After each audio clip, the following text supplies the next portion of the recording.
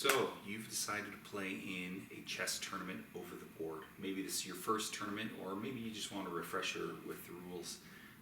My name's Peter Clark, and I'm a chess tournament director with the United States Chess Federation and a chess tournament organizer. And at the beginning of my tournaments, I like to go over a review of tournament rules.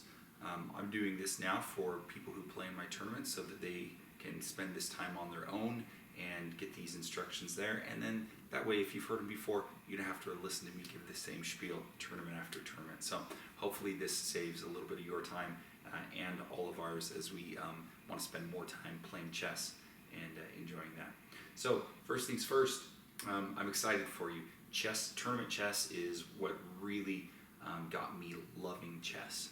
When you're playing in a tournament, the stakes are a little higher, the adrenaline's pumping, and it's a lot of fun, and I hope that you enjoy it. And of course, there are wins and losses. The wins are highs and the losses are lows, and it's a great way to learn and improve your chess is by playing in chess tournaments. So I love it, and I hope you do too. Okay, so I'm a chess tournament director. You might see myself or another tournament director.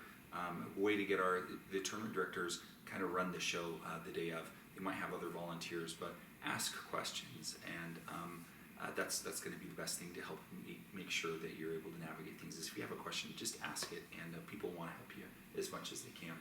Chess tournament directors are pretty busy on the day of, so if you can get any of these questions answered beforehand, you're going to be better off. Okay, when you arrive at the chess venue, you're going to look for a registration table. At that registration table, hopefully you've registered beforehand online.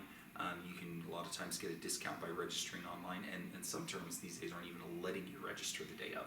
So that registration table becomes more of a check-in table. They'll give you some initial instructions. Some of the instructions they'll give you might be, there's the bathroom, there's the tournament hall, and there's the Skittles room. Bathroom, we know what those are. Those are important, especially if you're in the middle of a game, you want to know where it is. The tournament hall, that's where you're going to be playing your tournament games each round. And then finally, the Skittles room, that's chess slang for the hangout area between rounds. It's an opportunity where you can go, you can play a game, you can talk out loud. If your parents are coming to the tournament with you, if it's a scholastic tournament, for example, that might be where they're hanging out in between rounds, or where you're getting together with your friends to talk about your games afterward, or to talk about things that aren't chess afterward to kind of give your mind a break for a little bit.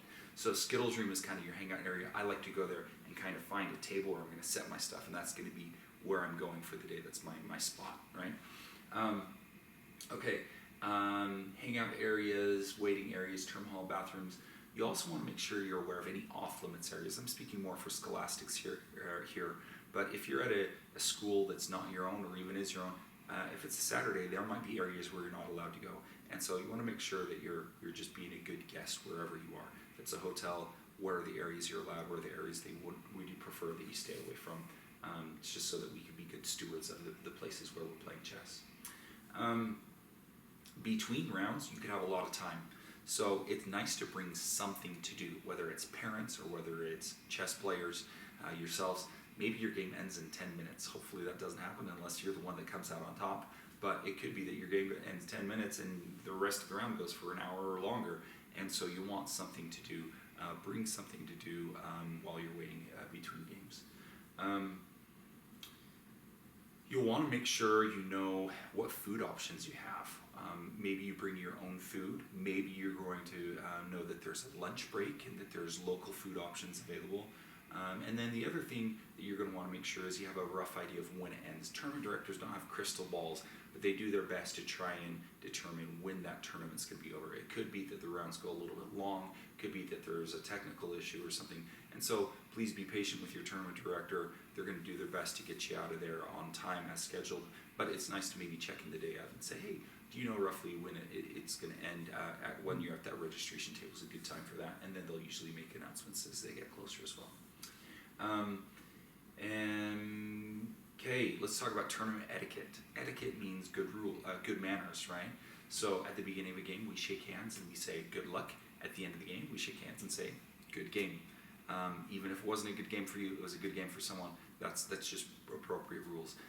If you're a little bit sick or something, you do fist bump, or sometimes since COVID that's been a thing, but you can shake hands or fist bump. Make sure you're being a good sport and a good chess competitor. Cell phones. Cell phones, these rules have changed a little bit through the years, but your cell phone should be powered off, whether it's powered off at the table or whether it's powered off in your bag. You can't have your cell phone out while you're playing. You can't have it going off while you're playing, right? There are people who use cell phones in the past to cheat, and you certainly don't want any of those accusations. So make sure it's powered off, not going to go off. I'll leave that there. Your own tournament director might have more specific rules for that. Okay, quiet players, spectating parents. The tournament hall, when you're playing the chess tournament, that's a quiet space. You shouldn't be discussing your game. If you want to say check, you can. It's not required, but this is not a space for you to be talking or making lots of noise. The Skittles area is for that. You can go outside, maybe stretch, play, have fun, bring a ball, throw around, something like that. But when you're in the tournament hall, that's a quiet space, especially once the round starts. Sometimes if people are gathering, you have some conversation and whatnot, but once that round starts, it should be silent. Okay.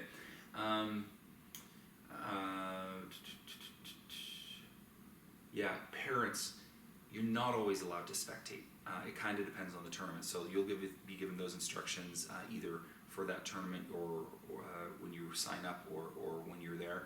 But a lot of times for scholastic tournaments, they'll say, hey, parents, you can spectate for the first 5 minutes. Other tournaments, they say, oh, no, you're fine, you can watch the whole time. But you want to make sure that you're not accused of anything untoward in regards to that game. So if you're my parent and I'm playing this game, rather than standing over there where you can make eye contact with me and be communicating with me, Morse code or whatever else, telling me moves, right? You don't want any of those accusations. You'd want to stand behind your player that you're supporting so that you're not accused of anything. And then with all spectators, we say there's no kibitzing in chess. That's an unwanted comment or remark, right? You don't want to be accused of anything. You would never say something about somebody's clock, how much time is left on it. You would never say, ooh, I see a good move. You would never go by, look at a board and gasp or raise your eyebrows or frown even. Shouldn't do that, Hikaru. You don't want to make any suggestions about what's going on the board, okay? And so we say if you're watching a chess game, you should be watching it as if you're a statue. And if you can't do that, you gotta go somewhere else. If you're influencing the game, you could be asked to leave and even asked to be and even kicked out of the tournament. So it's pretty serious. Okay, so let's talk about tournament rules and expectations specific to tournaments. First and foremost, we have a chess clock here, right? Actually, sorry, one other thing before I do that. When you are playing in a tournament, you're going to be assigned a board each round. You'll hear somebody make an announcement. Pairings are up, and then you're going to go and you're going to find your name on a list.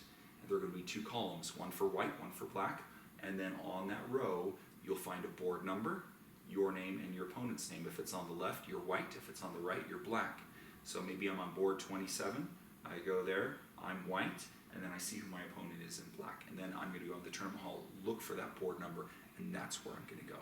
At the end of the game, once we've agreed to a result, as to the result of the game, we're going to go back to what we call the scores table a lot of times, and we're going to find that same sheet or a version of it, and I'm going to put a 1 next to my name if I won, a 0 next to my name if I lost, or a 1/2 or a 0.5 if it was a tie. We split the point right between the two of us.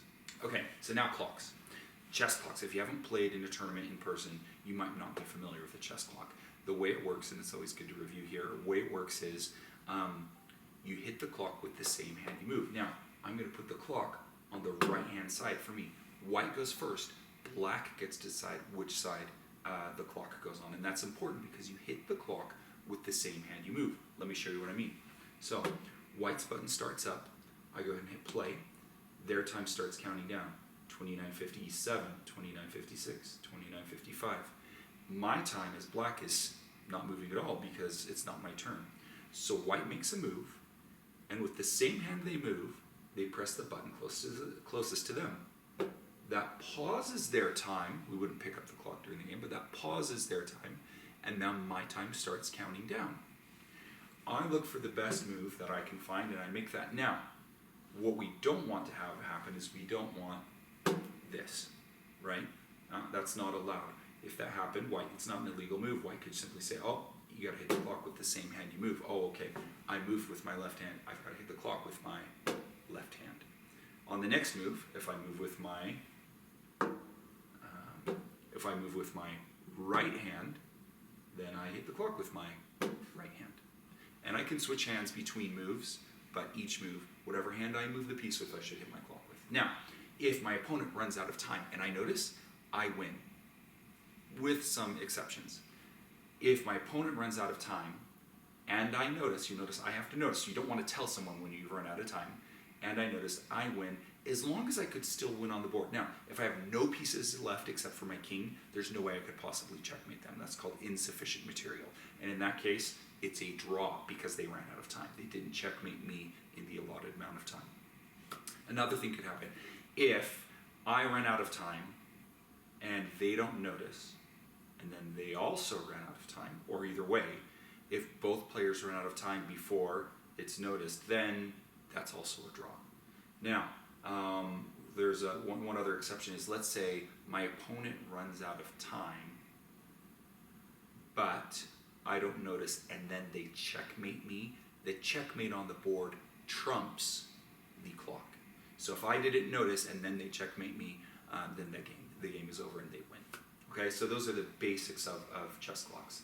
And I'll probably make a separate video to talk in more detail about some of those nuances, but that's the basics, okay?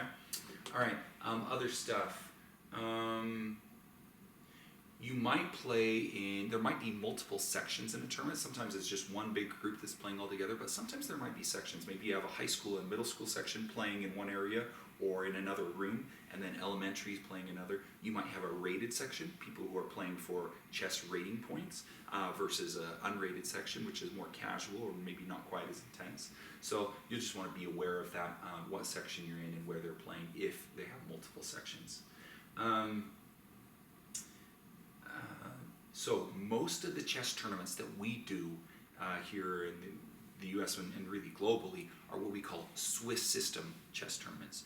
And a Swiss system is different than a round robin or a single elimination or a double elimination tournament. Everybody plays every round. And so what that might look like is, let's say I lose the first round. Well, I'm going to play next round against someone who lost. I lose the first 2 rounds. I'm not out. I just play against someone else who lost the first 2 rounds. Let's say I win that 3rd round game. Well, my 4th round, I'm going to play someone else who has 1 win. It might be they won the first game or the second game or the 3rd game, but if they have 1 win and 2 losses, that's who I'm going to play. Now, there are a couple exceptions. It might be, let's say I have 2.5 wins. It might not be that there are other people that I haven't played that have 2.5 wins, and so I might end up playing someone with 2 wins or with 3 wins, right? So, or I should say points. You get one point for a win, half a point for a draw, and 0 points for a loss. So that's the way a Swiss system works. Now, the other possibility is there's an odd number of players, and if that's the case, the odd player could get a full point buy, meaning it counts as a win for them. And that's what you don't necessarily want those because it doesn't help with tie breaks, and we'll talk about those later. But that's a possibility.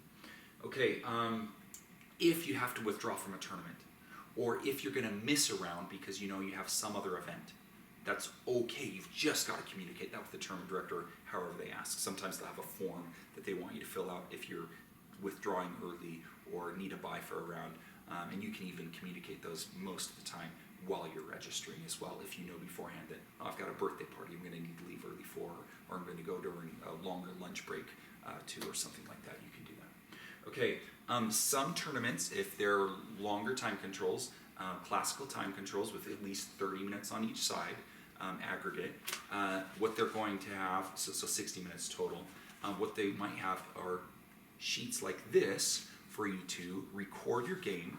Sometimes you call it taking notation or keeping score. These are both off of the US Chess website. This is off the US Chess website. This is one that we ordered there. This one has a carbon copy so that you can give one to the tournament director and still keep a copy for yourself. And this is where you write your moves. I'll have a separate video if you're interested in knowing how to do that you can watch. There's also this kid version that comes from the US Chess website where if you have younger players especially, or players who maybe don't do as well with writing their letters and numbers or remembering things, you just circle the chess piece and the coordinate for the square that it goes to. So we have A, B, C, D, E, F, G, H, and 1, 2, 3, 4, 5, 6, 7, 8. There's a square right there. Okay, this one is F4. That's my F4 square. So let's say I say pawn to F4. I would circle pawn in F4. So that's another option as well. However, some tournaments, rapid tournaments, blitz tournaments, don't require this. I can't require it. And some scholastic tournaments won't require this as well. That's something you'll just need to chat with the tournament director about. And worst case scenario, you can always write the letters of the square that it started on and the letters of the square that it ended on. That's not kind of the official way of doing it, but as long as you're making an effort, I don't know any tournament directors that are going to throw a fit over that. Okay? All right. Other things. Checking out, recording games. Yeah, please don't let recording games be a reason that you don't participate in the tournament. We want you there. We love new players. This is what keeps chess vibrant and growing and alive, is having new people in chess. So please, bite the bullet, come, enjoy, and participate.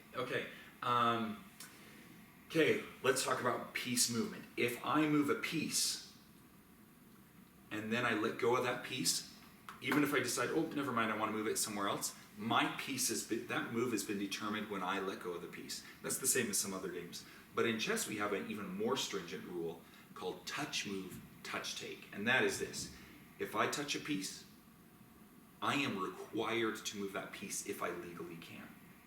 If I touch, let's put a couple other moves on the board here. So let's say we go here and here.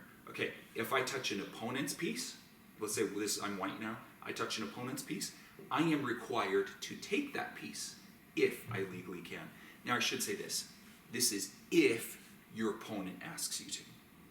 If my opponent grabs this piece right here and takes it with their knight, and then changes their mind and takes it with their pawn, I could say touch move, touch take.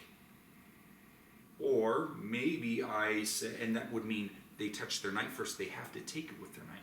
Or maybe I, for some reason, want them to take that. I don't have to say that. I don't have to hold them to that. So if your opponent says it, the touch move, touch take, or says, oh, you touched your knight first, you have to move your knight, then you have to move it. Okay? So don't go touching all your pieces while you're trying to think. This is hard for new players.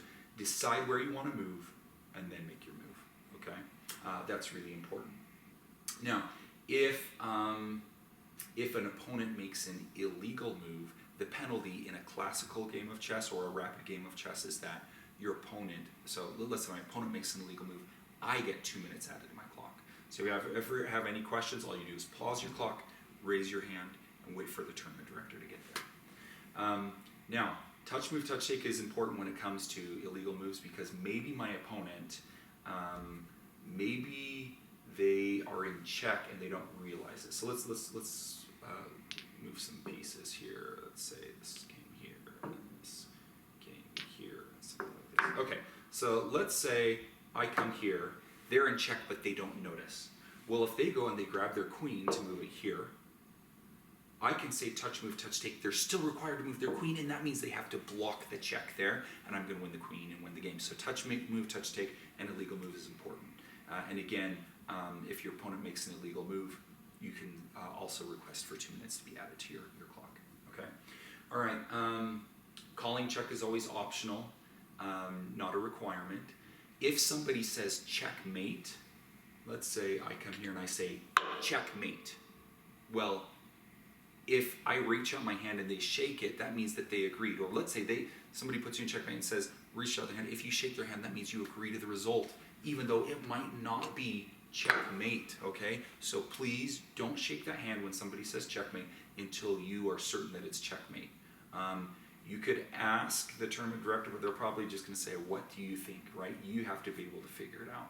It might be that it's stalemate. It might be that you can take the piece or putting you in check or block the check or move your king, right? If you can do any of those things, then it's not checkmate. And that's something that you'll have to kind of figure out yourself. Okay, we talked about how to use a clock, illegal moves we've talked about, spectating we've talked about, kibitzing. You don't want kibitzing is an unwanted comment or remark about your game. We don't want that. That influences the game. Certainly don't want any of that. If you ever have a question, again, just pause your clock, raise your hand, wait for the tournament director. And then tie breaks. That's the last thing that I'll talk about here. Tie breaks. If there's money on the line for prizes, and that money is required to be split in accordance with U.S. chess rules if there are more than one person tied for an award. I once had a 5-way tie and each got $7 out of a $35 prize fund. So that's a possibility. The other thing is that if there's an indivisible prize like a trophy, it goes down to tie breaks. Tie breaks look at your strength of schedule, and they'll usually use 3 or 4, usually 4 different tie break methods. Those are standard by U.S. Chess unless they're announced otherwise on the tournament advertisements. And so it basically looks at strength of schedule. If the first one's tied still, it looks at the second one, then the third one, then the fourth one. So tie breaks are heartbreaks, we say, but that's something you get used to in chess. So playing rated tournaments, that changes your odds a little bit of getting a little bit higher tie breaks when you have a chess rating, and those are used for the pairings. So last thing I'll say is good luck. I hope you love playing tournament chess, and yeah, feel free to hit me up in the comments, like and subscribe, and let me know if you have any questions or things that I didn't hit or weren't clear. Good luck in your first tournament.